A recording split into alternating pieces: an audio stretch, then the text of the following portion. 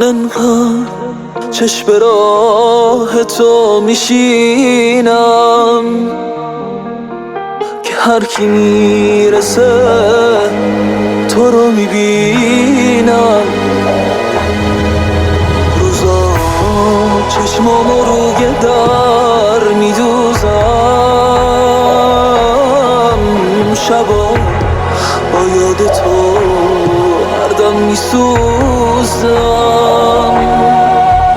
از آغوشت اگه محروم باشم،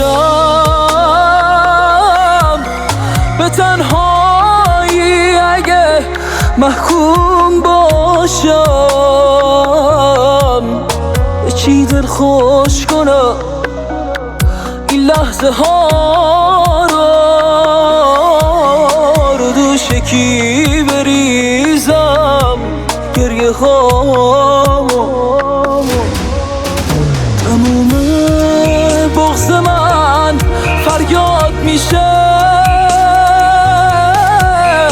همین که جایی از تو یاد میشه. تو این لحظه سکوتم پاره میشه، فقط گریه واسه من چاره میشه.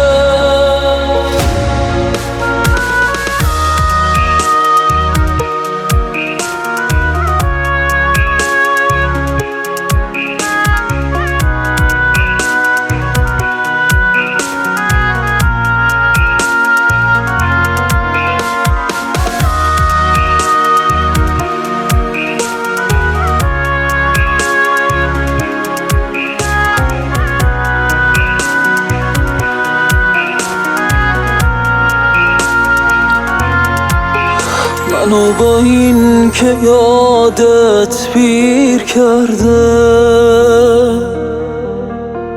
منو با درد و غم زنجیر کرده،